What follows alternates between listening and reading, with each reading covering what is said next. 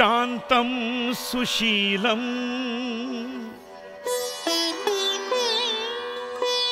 सुमन सच्चरितं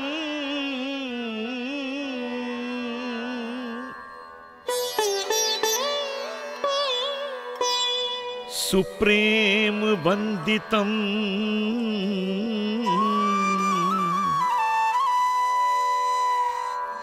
सीते राम कथा हृदयम्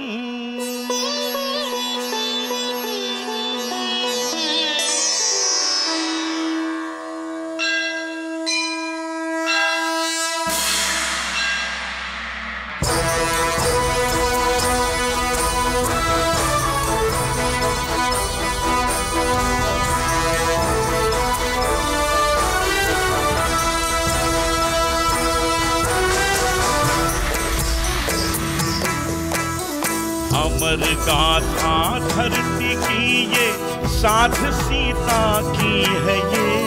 सीता ने की थी पति की भक्ति लोग सारे पूजते। मंगलमयी सीता माँ ने नारी कुल की लाज रखी। सामना कष्टों दुखों का साहस से करती रही। सीता माता लोक माता, सीता माता लोक माता।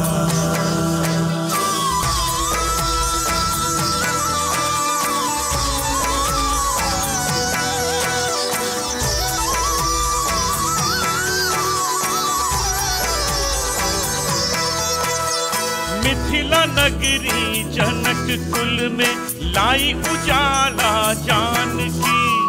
स्वयंवर में धनुष तोड़ा राम की हुई जानकी। पाके राम को धन्य हो गई भाग्य की कृपा हुई। कांटों के पथ पे घने वन में पति के साथ में ये चली। सच्ची पावन त्यागशील ये सूर्य कुल की ज्योति है। अग्नि इसको जला न पाए, सीता में इतनी शक्ति है। सीता माता लोक माता, सीता माता लोक माता। राम की हृदय वासिनी वरदायिनी। सीता माता, सीता लोक वरदायिनी।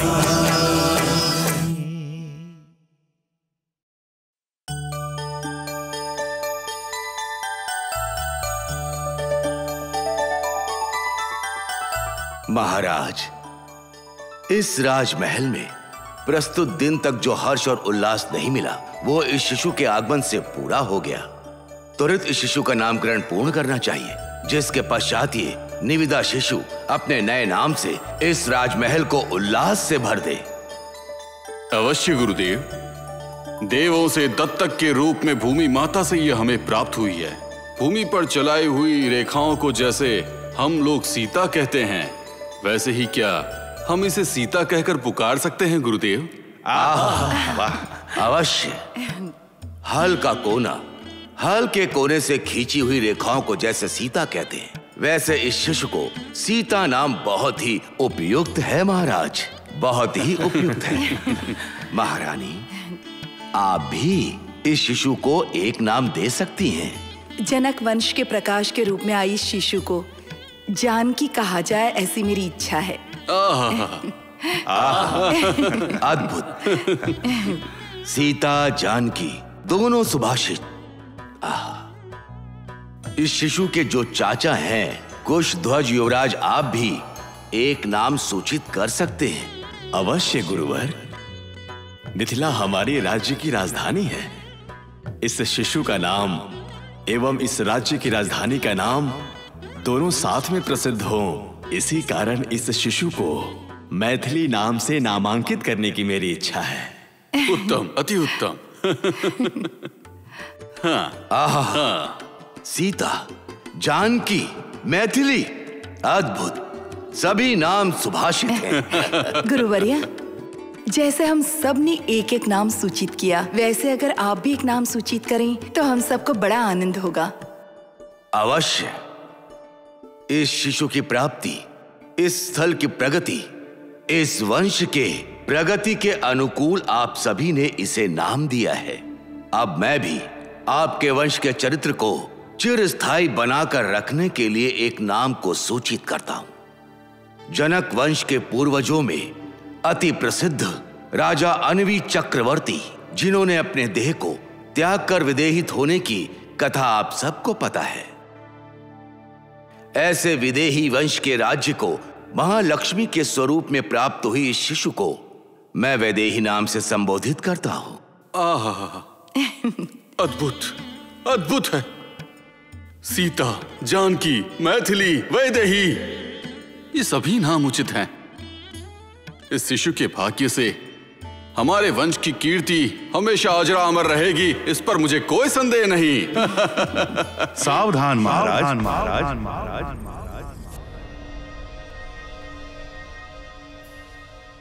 सावधान, आपका इतनी शीघ्रता से इस निर्णय पर आना उचित नहीं है महाराज। कृपया स्पष्ट करें कि आप ऐसा क्यों कह रहे हैं? ये शिशु एक स्वर्ण पेटी में इस राज्य की भूमि में कैसे पहुंचा होगा? पहले इस प्रश्न का उत्तर प्राप्त करना होगा महाराज।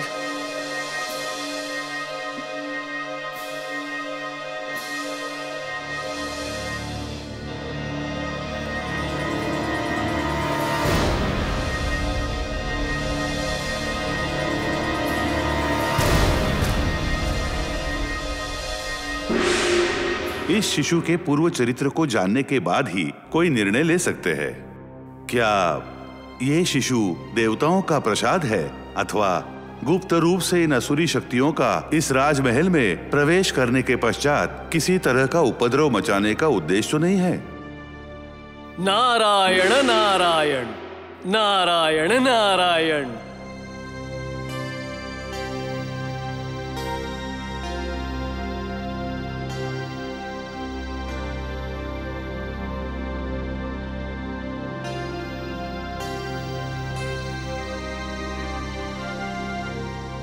त्रिकाल ज्ञानी, त्रिलोक संचारी देवर्षि नारद जी का स्वागत है, सुस्वागत है।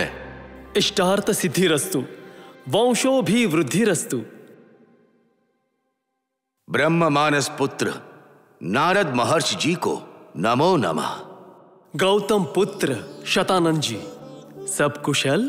पूजनीय, आपके आशीर्वाद से, देवों के अनुग्रह से सब शुभ हो रहा है।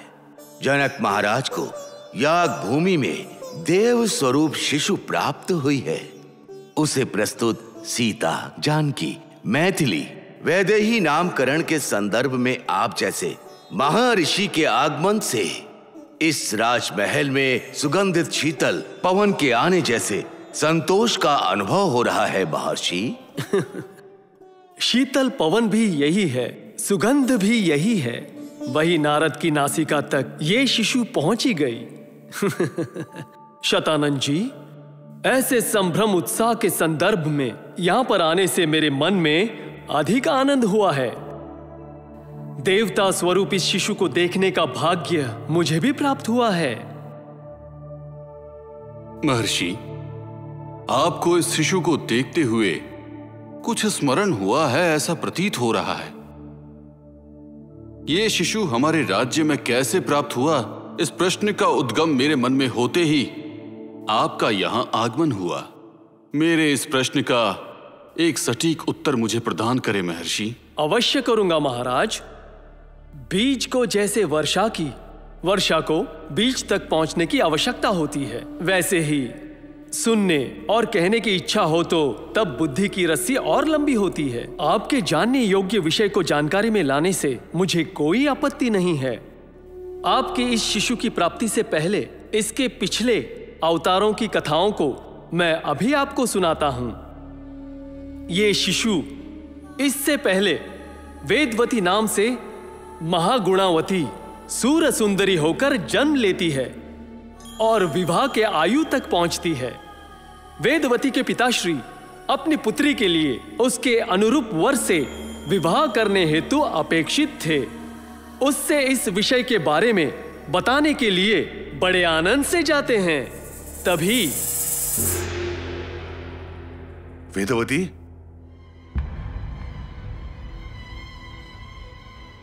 वेदवती, ये क्या है? तुम्हारे मनपसंद आभूषण ढूंढ लाए। तुम्हारा विवाह करवाने के लिए मैंने चारों दिशाओं में उपयुक्त वर ढूंढने के लिए मैंने अमात्यों को भेजा है, जो पराक्रमशाली, सत्कुल का सदस्य, सकल विद्या प्राप्त किया हुआ, उपयुक्त और अनुकूलित वरों की सूचना उन्हें प्राप्त हो रही है, ऐसा उनसे संदेश आ रहा है। तुम्हें उनके बारे में सूचित कर तुम्हारी इच्छा के अनुसार ही तुम्हारा विवाह करवाने की अभिलाषा से आया हूं। तो तुम इस तरह तपस्विनी की वेशभूषा में क्यों हो? तुम्हें ऐसी वेशभूषा में देखकर कहीं तुम वैराग्य में तो नहीं आ गई हो? ऐसा भय सता रहा है मुझे। नहीं पिताश्री, नहीं, आप भयभीत ना हो। मैंने तो विवाह करने के लिए ही इस तपस को करने का निर्धार किया है। वेदवती, ये कैसा निर्णय है? तपस्या का विवाह से क्या संबंध है? पिताश्री, हिमवंत की पुत्री गिरिजा ने भी तपस्या करके ही शंकर जी को पाया था ना? वेदवती, दाक्षायनीय सुबह से परम विरागी बने हुए परमेश्वर को पाने के लिए उस गिरिजा के पास तपस्या के अलावा और कोई अन्य उपाय नहीं था। पिताश्री, महादेव जी को पाने के लिए गिरिजा के पास तपस्या करने के अलावा और कोई मार्ग नहीं था। वैसे ही मुझे भी मधुसूदन को पाने के लिए तपस्या करने के अलावा और कोई मार्ग नहीं है। मधुसूदन अर्थात? क्षीर सागर नरेश, शीश शयन, शंकु चक्र गदाधारी, वैकुंठ के राजा पद्मनाभन को पति के रूप में पाने के लिए मैंने तपस्या करने का निर्णय लिया है पिताश्री। कृपया करके मुझे आशीर्वाद दीजिए पिताश्री, आशीर्वाद दीजिए। वेदवती, इस प्रकार के असाध्य अपेक्षाओं के लिए आशीर्वाद देने का अविवेक मुझ में कदापि नहीं है। तुम अपने इस निर्धार को त्याग दो और जिन्हें मैंने चुना है उन भूलोक के राजा महाराजाओं में से किसी को भी पसंद कर लो। नहीं पिताश्री, नहीं, विष्णु ही मेरे पतिदेव हैं। उन विष्णु को छोड़कर मैं और किसी को पसंद नहीं कर सकती पिताश्री, नहीं कर सकती। वेदवती, तुम पुत्री हो इसीलिए मैं मधुर वचनों का उपयोग कर रहा हूं, परंतु मुझे उन्हें भूलकर कठिन शब्दों का प्रयोग करना होगा। पिताश्री, आप मुझे अपने अधिकार से दंड दे सकते हैं, परंतु महाविष्णु को मेरे पति के रूप में पाने के मेरे निर्धार को अब आपके द्वारा बदलना असंभव है पिताश्री, असंभव है। वेदवती, तुम्हारी अविवेकता सारी सीमा पार कर रही है। स्वामी सुनिए, इस विषय में वेदवती की कोई अविवेकता नहीं है। आपको ही स्मरण नहीं है। मुझे क्या स्मरण नहीं है देवी? बताती हूँ स्वामी। हमने महालक्ष्मी को ही हमारी पुत्री स्वरूप पाने के लिए घोर तपस्या कर वरदान पाया था ना। उस वरदान के फलस्वरूप महालक्ष्मी ही हमारी पुत्री बनकर आई। अंततः विष्णु ही हमारे दामाद हुए।